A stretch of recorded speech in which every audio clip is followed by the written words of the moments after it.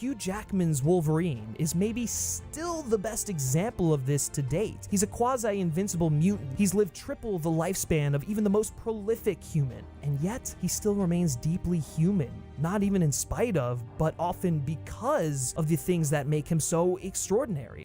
Yeah, you may be emotionally compromised. It's been a little while since we've done a direct response to a YouTube video. This will be a long one, for a reason that will become clear later. For those unaware, news recently dropped that Hugh Jackman will be reprising the role of Wolverine in the upcoming Deadpool MCU debut, which will be the third movie in the series. The feedback has been overwhelmingly positive, but you still have some people who aren't quite as enthused. Hey Hugh, you want to play Wolverine one more time? Yeah, sure, Ryan. I think Marvel is actually trying to kill me. I'm sorry, I had to undersell it to balance out this egregious exaggeration. The guy with the Chicken Little mentality is YouTuber, fellow video essayist, and partial inspiration, FilmSpeak. I love this channel. I want to make that immediately clear. It's one of the more direct influences of the version of Deeper Dive that you guys ended up getting. I love hearing the way they break media down, and I like the generally measured way they give their opinion. They have a pretty consistent love-hate relationship with the MCU, and I actually think that's healthy. Everything about the MCU isn't perfect. Everything about the MCU isn't for everybody. For instance, I really think that Thor: Love and Thunder fails as a movie. Maybe I'll expand on that someday on this channel, whether in a deeper dive or some other medium. Hint, hint. Anyway, FilmSpeak is usually fair and balanced in their movie critiques, and that's one of the reasons they're so high on my list. But this is something else. They think they could just bring anyone back from the dead at this point. It doesn't matter what your arc was. You're coming back, and you're coming back. First of all, yes. They absolutely can bring any single character that they please back from the dead. However, you have absolutely no proof that that's what's happening here. Remember 2017's Logan? You know, James Mangold's sublime masterpiece of comic book cinema, and probably still one of the best cinematic send-offs of a long-standing actor from an iconic role, well, ever? Yes, I believe I've heard of it. All was and is well. The character and the performance alike cement themselves in the history books, and all is well in the... That's just lazy writing. Why? Why? Is nothing sacred anymore? Sacred? No. None of this was ever sacred. I'll get to why later because he kind of contradicts what I think is the premise put forward when asking this question. But just as an honest observer, it looks like he's doing that thing that critics do when they take something way too serious, whether that's himself, his opinion, or comic book movies. You're giving way too much weight to something. This is about as scraping the bottom of the barrel as they can get. Deadpool is a comedic satire of the superhero movie. Logan was a heartfelt conclusion. It's like if they brought Daniel Craig back for Bond 26 after the character's moving sacrifice in No Time to Die, only for the film he returns to be, I don't know, Die Another Day? To clarify, you guys aren't missing anything. The movie hasn't been secretly released, and there wasn't some script or plot detail that has been leaked, at least not as of the time I'm recording this video. No, FilmSpeak is A, making massive assumptions about what the movie will be, and B, displaying that because he is compromised, he either didn't watch Deadpool or doesn't know what a straight man is. I don't believe either of those is true, but that is what can happen when you are too close to something. What could they possibly do to justify resurrecting Jackman's Wolverine? And I'm not talking about literally resurrecting him. Obviously, it'll probably be in a different timeline. There is a very specific reason why I'm saying assume versus saying making things up. This is another assumption. Because the MCU is in the multiverse saga, I understand why he would think that this could potentially be a different Wolverine. But again, being too close allows you to miss things. Logan was set in the future, 2029 to be exact. In the MCU timeline, there aren't many, if any events that have happened that far into the future yet. There is absolutely no timeline or multiverse foolery necessary in order to make this work. Clearly, the two of them are friends and have some sort of rapport together, but why in this setting? Why not do an original buddy film with Hugh Jackman and Ryan Reynolds? Unless I missed it, at no point did FilmSpeak stop to consider that maybe, just maybe, these two friends who embody these two characters wanted to have them together in a movie. Hugh Jackman has stated in the past that he would have loved to interact with the MCU characters. As far as his defilement comment, this kind of goes along with my stance on reboots, remakes, and sequels. New entries only ruin original works in your mind if you let them. The versions you love will always be available. You could always just not watch the new one. Why?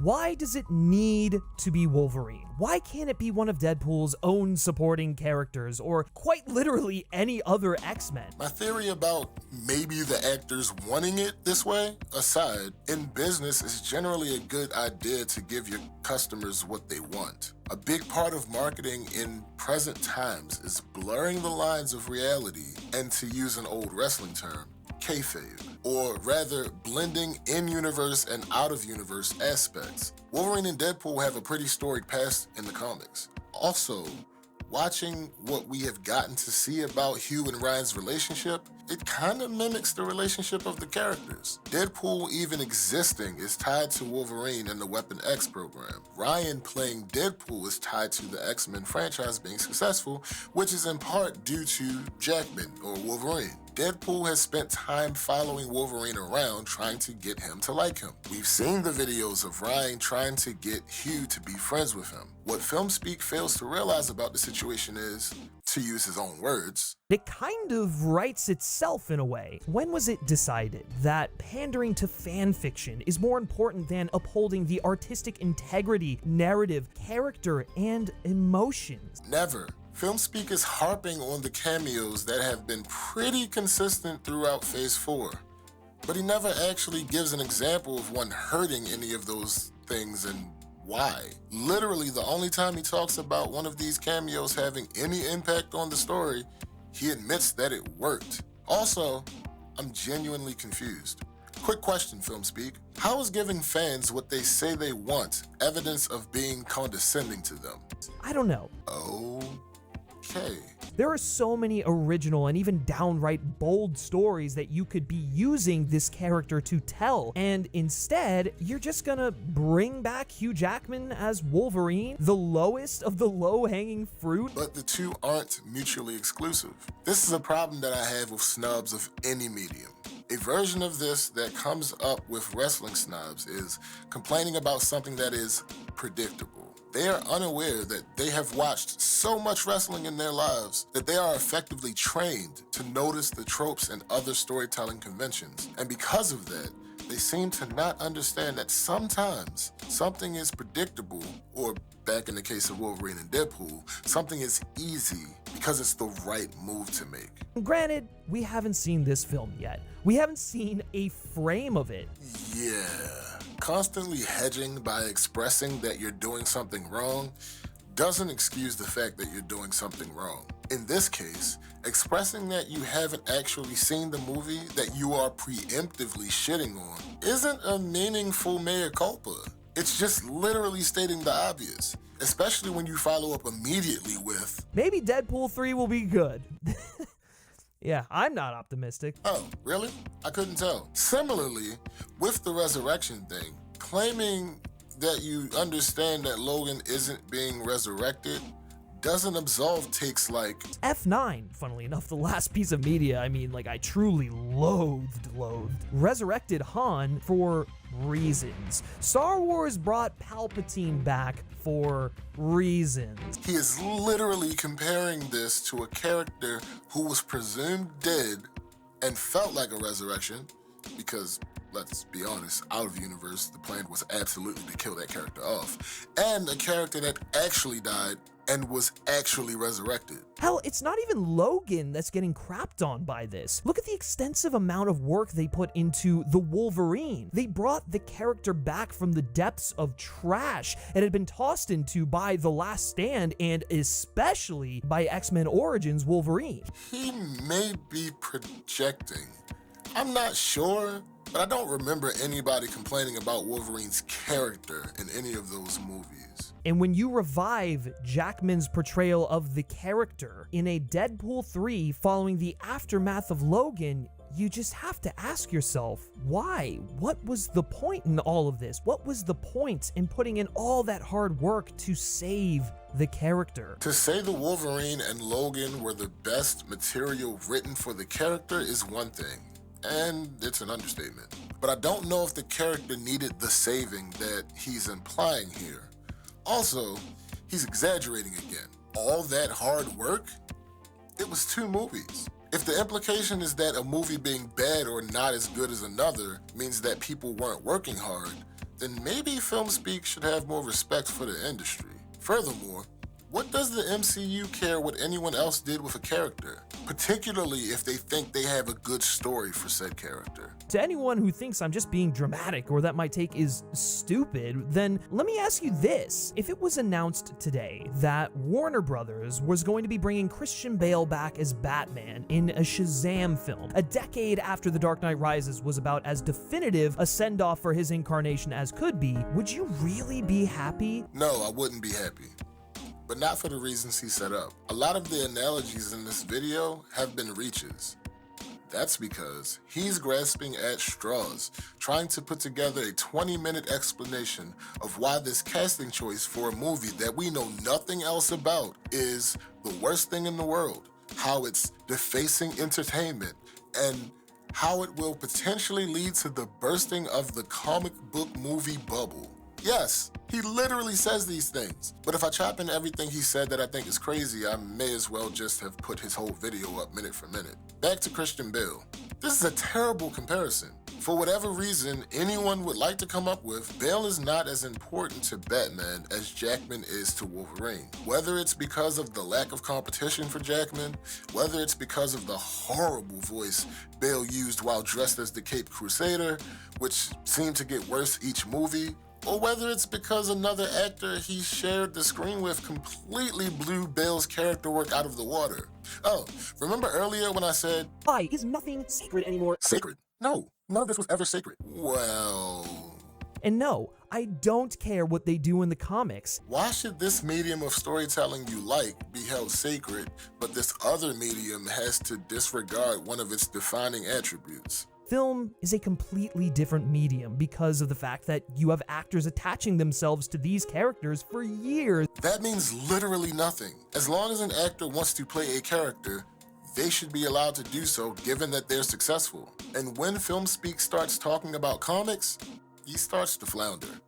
Almost as if this topic wasn't worth a full 20-minute video. And even with that factor taken out, we all know how Resurrection has cheapened things in the comics as well. How it's just made entire arcs and runs feel moot. Okay, so you don't like when it happens in the comics. Care to tell us why? And hell, when characters do get resurrected in the comics, it's usually in service of a completely new interpretation. Oh, so you don't mind when it happens in the comics? Akin to that of casting a new actor to play the character. No, stop it. A drastic change in a character after coming back is literally just a drastic change in the character after coming back. It's not akin to recasting because, and I'm sure FilmSpeak knows this, they're actors. Prime example, when Superman was resurrected in the Justice League movie, he came back with different characteristics, but he was still played by the same person. Huh. Some of you are probably going to roll your eyes, but I truly think all of this can be traced back to the fallout of The Last Jedi. Disney decided to never again, or at least very seldom, take a creative risk after that film. This is one of the problems with presenting opinions as if they are facts, because anybody can look at any of the movies I'm about to name and say that they aren't creative risks. But let's go. The Last Jedi was released in 2017.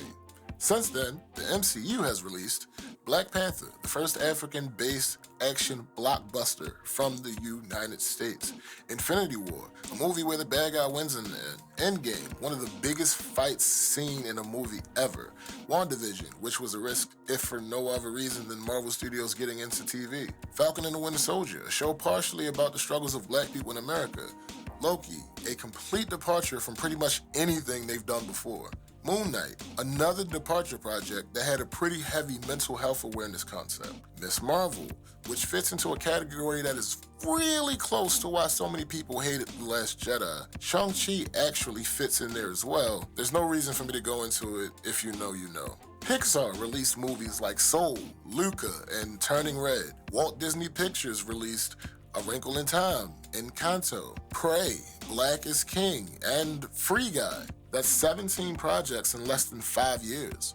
Mind you, a global pandemic that shut down Hollywood happened during this time as well. Why make art that sparks conversation, that sparks controversy, that upsets people? Now, I clipped this part separately because some of what I have to say may not fall under creative risk, but it definitely does these things that he's talking about. Movies like Captain Marvel, The Little Mermaid, Turning Red, and Lightyear received pretty predictable backlash if you're someone who pays attention. These weren't issues that caught Disney by surprise. These were decisions that they made knowing there would be pushback. These studios are training audiences to expect one thing, expect one kind of an experience until it becomes the whole of our media consumption, at least when it comes to blockbusters or the mainstream stuff. You literally just gave examples of variety and innovation. How did they go from something so creatively fresh and standalone with Werewolf by Night? I really liked Moon Knight, I've loved Loki. The MCU projects I've most enjoyed when it comes to Phase 4 are the ones that dared to do something different. Phase 4 is full of projects that don't do this,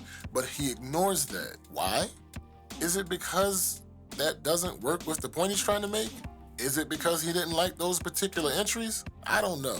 But here are projects released in Phase 4 that don't rely on nostalgia or cameos. Black Widow, Shang-Chi, The Eternals, Thor: Love and Thunder, Falcon and the Winter Soldier, Loki, Hawkeye, Moon Knight, Ms. Marvel. That is 9 out of the 13 that have been released to this point. These projects dominate the pop culture zeitgeist enough as is. Shouldn't they be a bit more responsible with how they utilize their real estate? He is disregarding facts and presenting his opinions as such. Hot calling the kettle black? When did we collectively decide that fan service and nostalgia, turning everything into a joke, was the most important factor when it comes to making movies? Never. That's never been decided. We're talking about a movie series that is the highest grossing R-rated comedy of all time, not adjusted for inflation. It's supposed to have jokes, but that just goes back to my point that this take about something that hasn't happened yet doesn't really have enough steam to fill a 20-minute video.